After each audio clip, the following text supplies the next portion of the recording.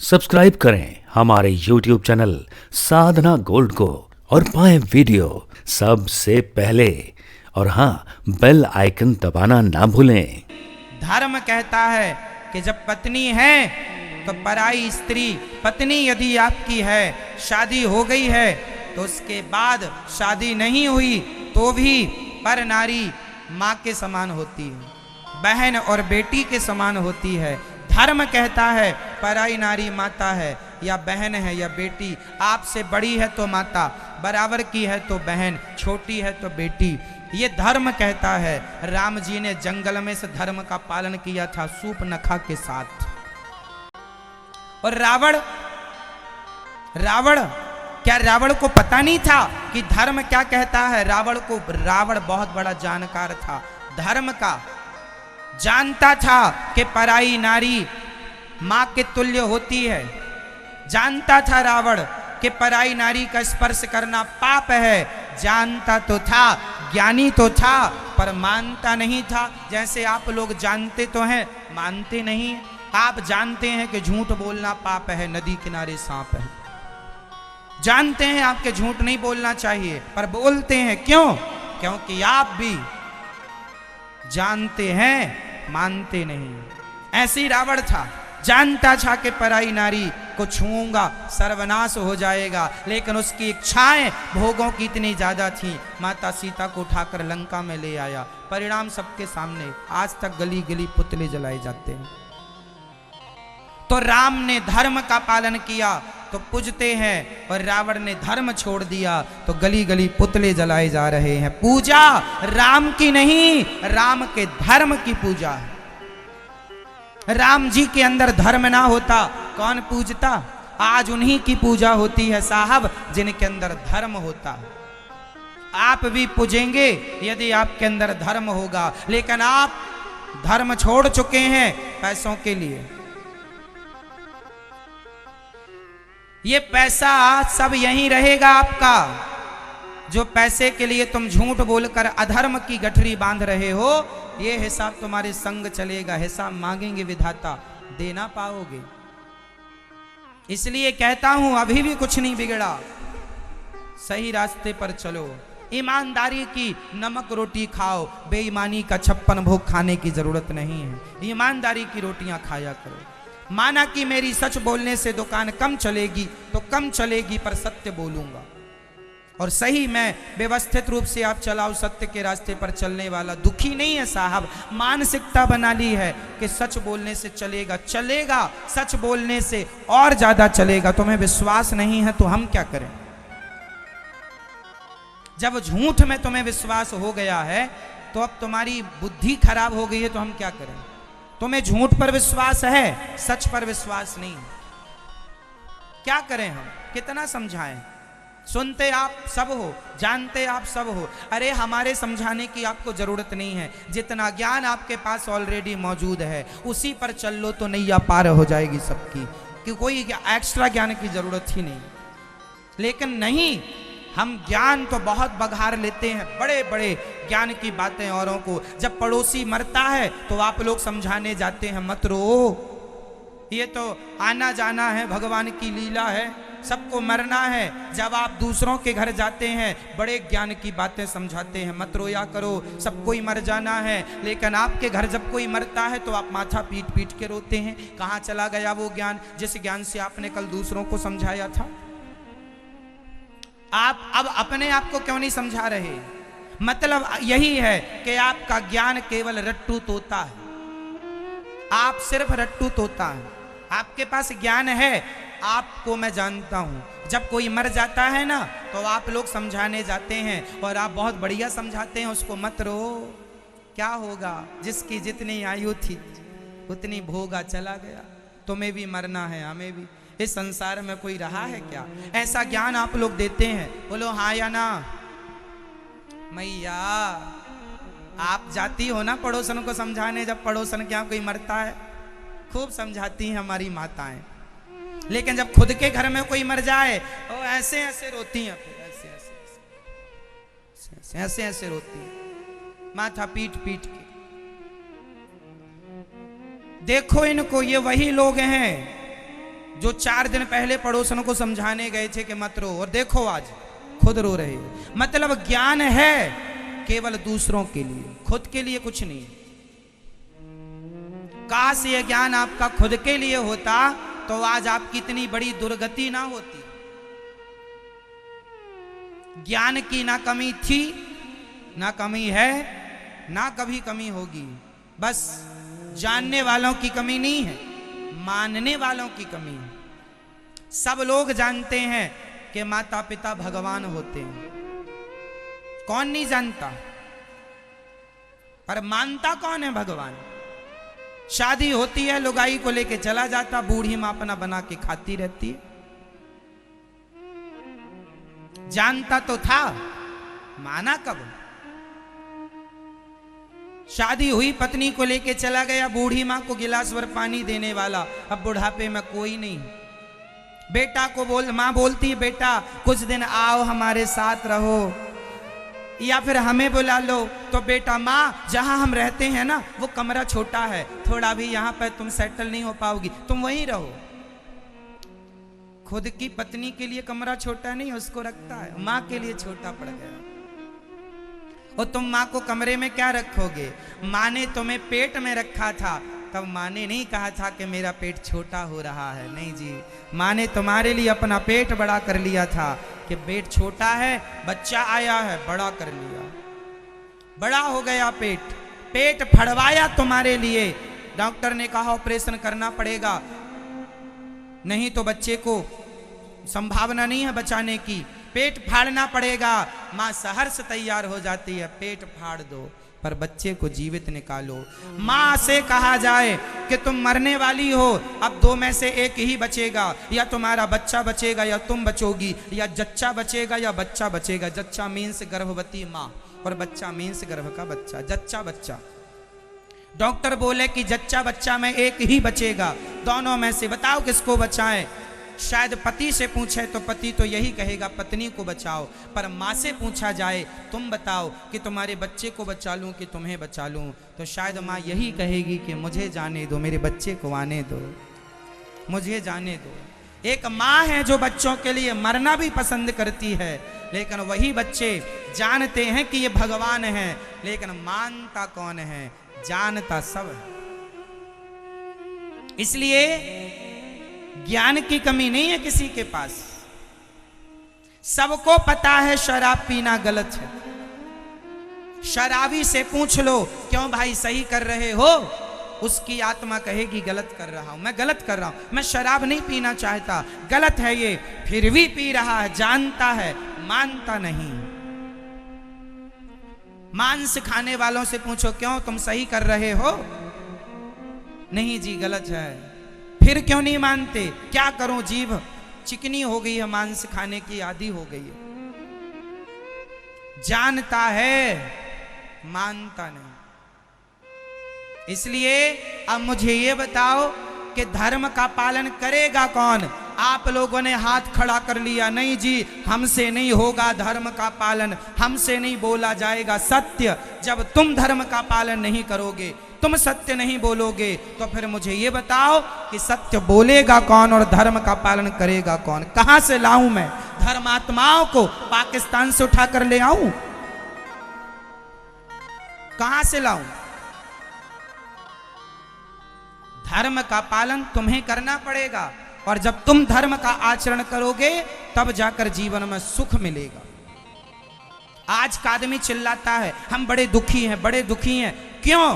क्योंकि तुम्हारे जीवन में धर्म नहीं है। जिसके जीवन में धर्म है साहब, वो बहुत सुखी है, बहुत। उसके पास कुछ नहीं है तो भी सुखी है। घास की झोपड़ी में रहने वाला धर्म से जुड़ा है तो सुखी है, और अधर्मी सोने की लंका में क्यों ना हो, बड़ा कष्ट पा रहा, बड़ा दुखी। तो सुख पैसे से नहीं, सुख धर्म से आता है। सुख पैसों से नहीं, सुख तो धर्म से आता है। राम जी के पिता दशरथ जी अयोध्या के राजा थे, और अयोध्या के राजा के गुरु राजगुरु वशिष्ठ जी जंगल में घास की झोपड़ी में रहते थे। हाँ या ना? राजा दशरथ जी के पास क्या कमी थी क्या वशिष्ठ जी के लिए बड़ा आश्रम नहीं बना सकते थे?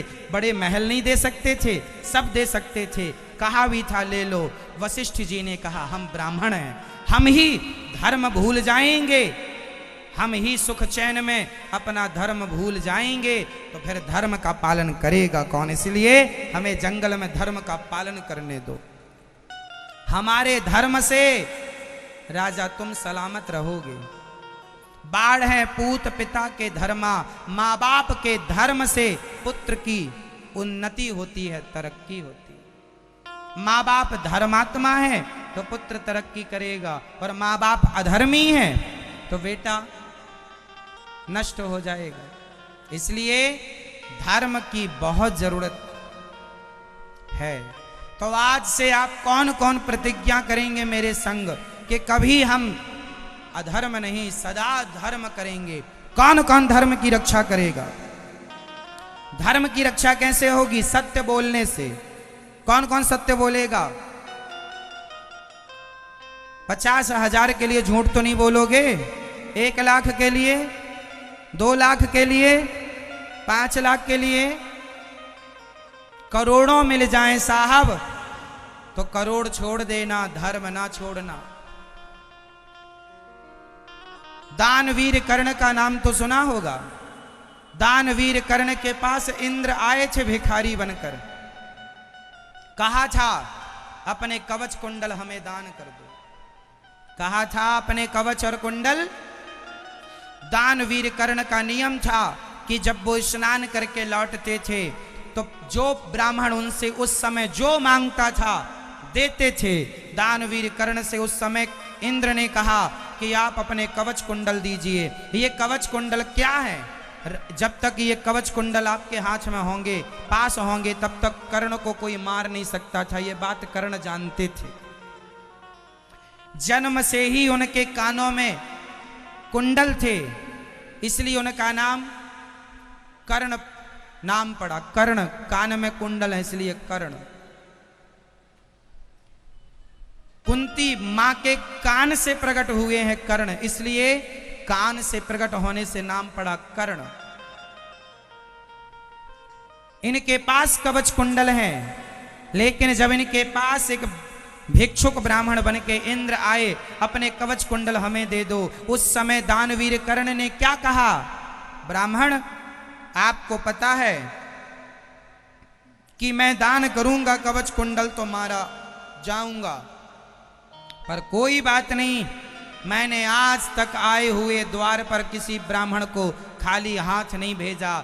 मैंने सदा धर्म का आचरण किया है, इसलिए आज आप मेरी मौत मांगने आए हैं। तो दानवीर कर्ण ने अपने कवच कुंडल में अपनी मृत्यु भी दान कर दिया। देखो, प्राण चले गए, धर्म नहीं छोड़ा। जब धर्म किया है, जब धर्म किया है तो फिर धर्म के लिए प्राण जाए सो जाए।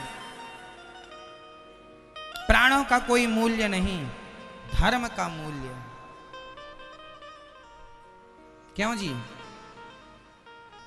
तो दानवीर ने कर्ण कवच कुंडल दान कर दिया, लेकिन धन्य है दानवीर कर्ण, उन्होंने अपना दान देने, वो चाहते तो बोल देते मैं दान नहीं दूंगा, क्या कर लेते इंद्र?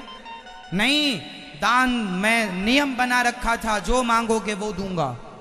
आज नहीं देंगे तो वाणी मिथ्या हो जाएगी, धर्म चला जाएगा।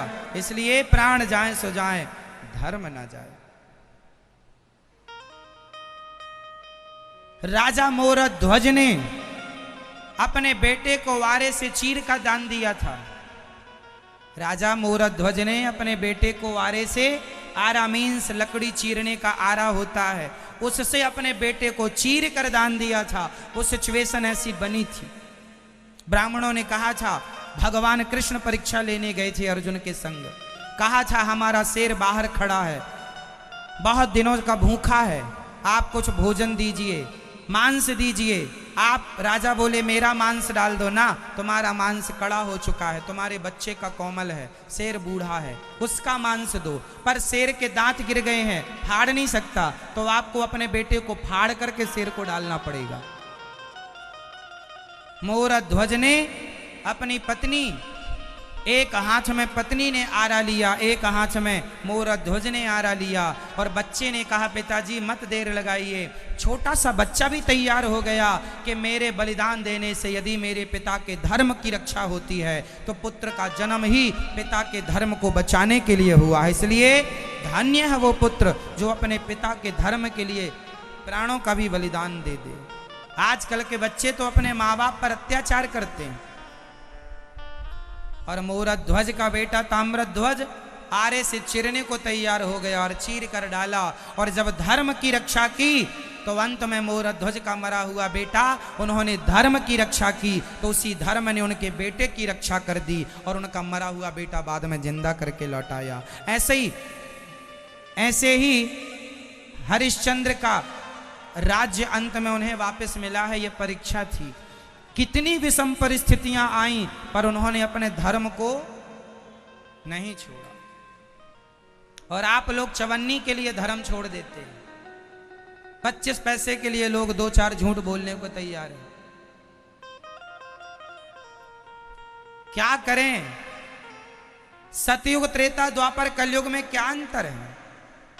सतयुग में सूर्य किस तरफ से निकलता है, किस दिशा से? बताओ आप। सतयुग में किस दिशा से सूर्य निकलता है? पूर्व से ही। और त्रेता में किस दिशा से निकलता है, आप बताओ?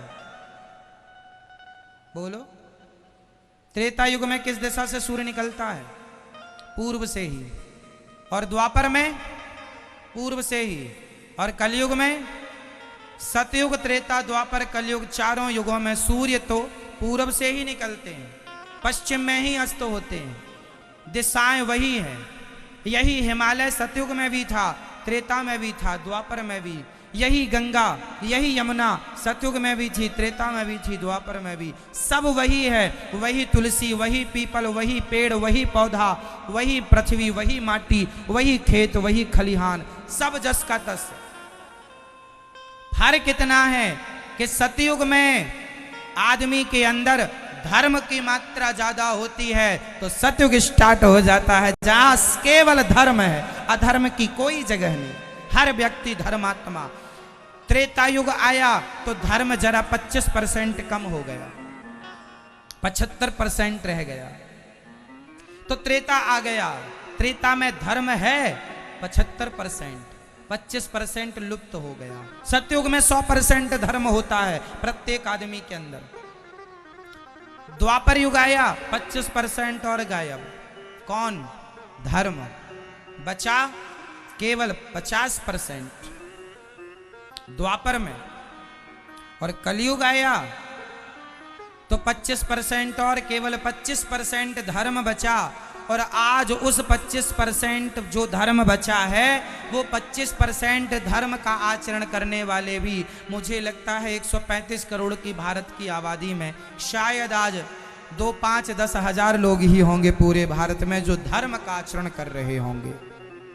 पूर्ण रूप से 25% धर्म का आचरण करने वाले आज 135-40 करोड़ की आबादी में शायद 2-5 हजार लोग ही होंगे जो धर्म का आचरण कर रहे हैं, वरना सब अपनी दुकान चला रहे हैं झूठ बोल बोल करके।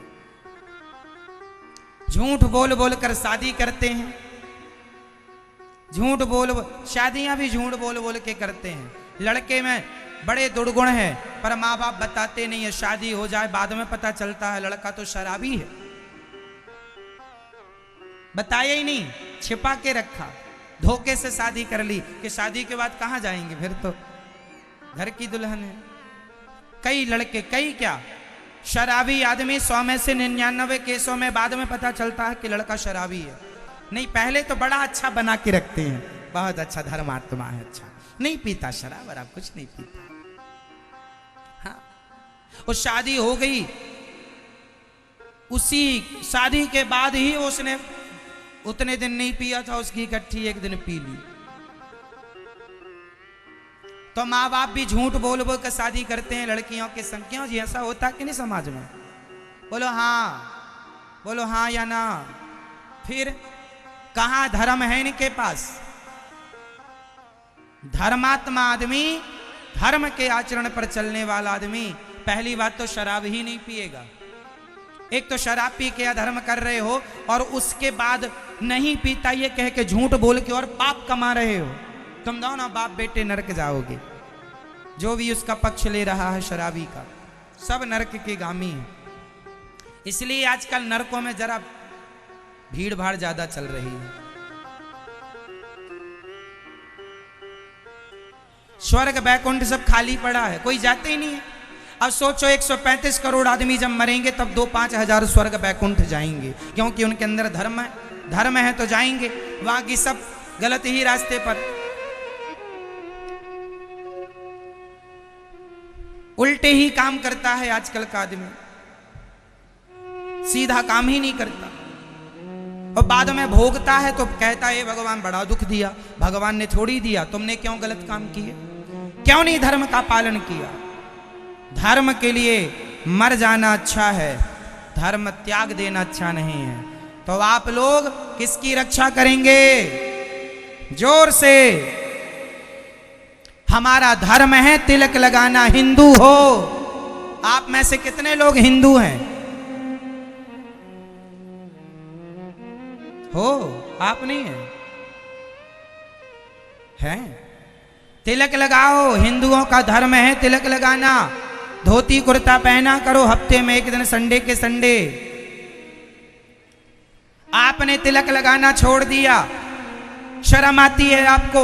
मुसलमान को कभी शर्म नहीं आती टोपी पहनने में, लेकिन हिंदुओं को शर्म आती है तिलक लगाने में, धोती पहनने में, चोटी रखने में, राम राम बोलने में, जय श्रीमन्नारायण बोलने में। गुड मॉर्निंग गुड आफ्टरनून चालू कर दिया है आप लोगों ने।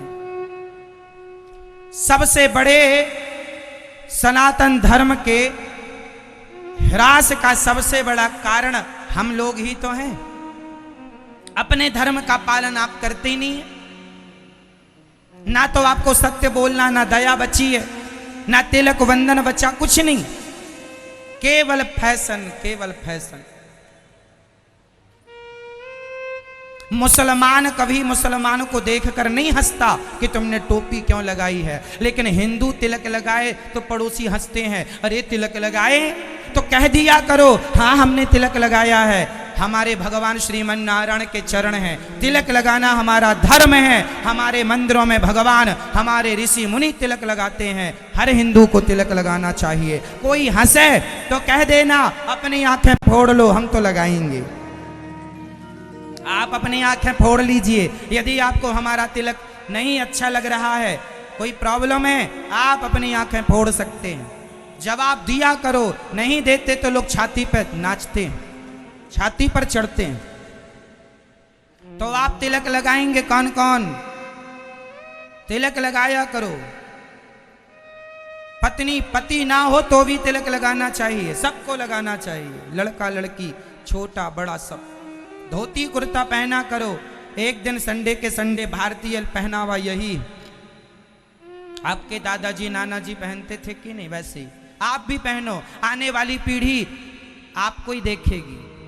आप ही नहीं आचरण करेंगे तो सीखेगी क्या? लेकिन शर्म खाए जा रही है। चोरी करने में शर्म नहीं, झूठ बोलने में शर्म नहीं, शराब पीने में शर्म नहीं, उल्टे काम करने में शर्म नहीं, अच्छे काम करने में शर्म आती है। आजकल महिलाएं माथे पर तिलक लगा लें और गले में तुलसी की माला पहन लें तो पड़ोसन कहती है बड़ी मीरा बन रही है। तो कह दिया करो हाँ हम मीरा बन रही हैं। आपको कोई आपत्ति तो आप सूपनखा बन जाओ, हमें क्या दिक्कत है। तुम सूपनखा बन जाओ, तुम चूल्हे में जाओ, हमें क्या करना। पर हम जो आचरण कर रहे हैं वो सही। लोगों के मुंह में बोलना सीखिए आप लोग। सनातन धर्म का जो मजाक बनाए रहते हैं इसलिए कि आपने बोलना छोड़ दिया। बोलते ही नहीं, बोलना सीखिए कि हम धर्म का पालन कर रहे हैं। क्यों गुनाह कर रहे हैं क्या? आज फैशन के नाम पर वो पिक्चर बनाने वाले नंगे हो करके फोटो खिंचा रहे हैं, वायरल कर रहे हैं अपनी फोटो। जब वो फैशन के नाम पर फटे कपड़े पहन सकते हैं, अश्लील कपड़े पहन सकते हैं, नंगे हो सकते हैं, तो हम अपने धर्म के लिए तिलक वंदन धोती क्यों नहीं पहन सकते? नहीं अपनाओगे धर्म कौन अपनाएगा? पाकिस्तानी आएंगे क्या तिलक लगाने, सत्य बोलने, धर्म का आचरण करने, राम राम बोलने, जय श्रीमन नारायण बोलने, राधे कृष्ण बोलने? कौन आएगा? छोड़ दी है आपने अपनी भारतीयता। विदेशी कल्चर के हिसाब से आप अपना जीवन जी रहे हैं। मैं ये नहीं कहता इंग्लिश मत जानो, जानो जी, इंग्लिश पढ़ना बुरा नहीं है, भाषा है, ज्ञान होना चाहिए, पर अपनी संस्कृति, अपनी सनातन संस्कृति, अपने संस्कारों को छोड़कर आप प्राप्त क्या कर लेंगे? क्या प्राप्त कर ले? आज विदेशी महिला आती हैं यहां पर, साड़ी पहनती हैं, और हमारे भारत की बेटियां, बहन बेटियां जरा जरा से कपड़े पहने घूमती रहती हैं। वो विदेशी महिलाएं साड़ी पहनती हैं। तुलसी की माला आपने अंग्रेज मंदिर में देखा कि नहीं? जाके दर्शन कर लेना, सैकड़ों विदेशी महिलाएं मिल जाएंगी वृंदावन में। यहां रहती हैं, रहने लग गई हैं, बस गई हैं। उनके छोटे छोटे बच्चे कांच लगा के, धोती पहन के, तिलक लगाकर विद्यालय गुरुकुल जाते हैं। तुलसी की माला पहनती हैं, हरे कृष्णा का जाप करती हैं, गीता का पाठ करती हैं, रामचरितमानस पढ़ती हैं, और तुम अपने बच्चों को Johnny Johnny yes papa poem याद करा रहे हो, और वो अपने बच्चों को गीता के श्लोक याद कराने लग गए हैं। सनातन धर्म के सबसे बड़े दुश्मन अंग्रेज नहीं है, मुगल नहीं है, हम स्वयं हैं। आप स्वयं अपने धर्म का पालन नहीं करते, करने में शर्माते हैं, तुम्हें लाज आती है। कौन करेगा पालन? धर्म तुम्हारा है तो पालन कौन करेगा?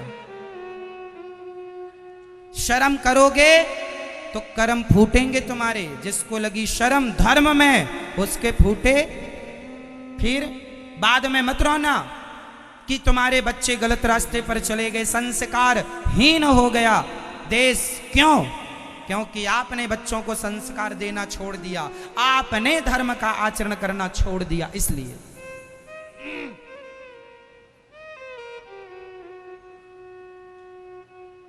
बूढ़ों ने भी पैंट शर्ट पहनना शुरू कर दिया। ये नहीं कि धोती कुर्ता पहना करे कांच लगाकर। बच्चों को भी एक दिन संडे के संडे तो पहनाओ भारतीय कपड़ा। बस एक आदमी दो आदमी, एक दो ने ठेका नहीं ले रखा। अरे हम सभी हिंदुओं का, हम सभी भारतीयों का धर्म है। हम अपनी संस्कृति को चाहें तो जिंदा रखें, और हम चाहें तो अपनी संस्कृति को मार डालें। तो आज तो मर ही रही है संस्कृति।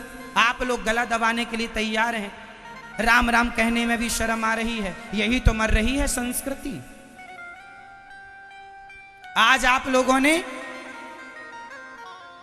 आंटी अंकल बोलना शुरू कर दिया। कहां गई वो मौसी, कहां गई वो बुआ, कहां गई वो चाची? सब खत्म हो गया, बस एक रह गया, आंटी। हाँ? भारतीय हो, थोड़ा भारतीय टाइप के रहा करो। इंग्लिश ना झाड़ा करो ज्यादा, हर जगह अच्छी नहीं लगती। अपनी भारतीय भाषा सबसे अच्छी है, हिंदी। आपकी मराठी अच्छी है, गुजराती अच्छी है, जो हमारी प्राचीन भाषाएं हैं। आपके हर राज्य की अलग अलग भाषा होती है, उस भाषा में आप बात किया करें। पंजाबी है, हरियाणवी है, राजस्थानी है, इत्यादि, गुजराती है, बहुत सारी भाषाएं हमारे, तमिल, मलयालम, कन्नड़, सब हमारी भाषाएं, भारतीय भाषाएं, जिनमें हिंदी का ज्ञान आपको होना चाहिए। कुल मिलाकर आप लोगों को भारतीय होना है। आप रहते भारत में हैं, पर भारतीय संस्कार तो है नहीं। इसलिए हमारा देश जिस स्थान पर था, विश्व गुरु था हमारा देश, आज भी है, आगे भी रहेगा। बस आपके जागने की देर है। समझ जरा आ जाए, आपको अक्ल आ जाए बस।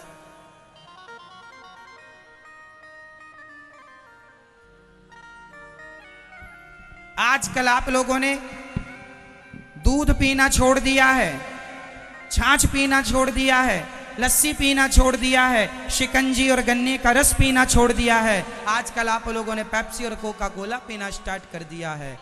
क्या यही भारतीयता है? यही भारतीयता है? हमारे भगवान माखन खाते थे, छाछ पीते थे, ताही अहेरी की छोहरियां छछियां भरी छाछ पे नाच नचावे।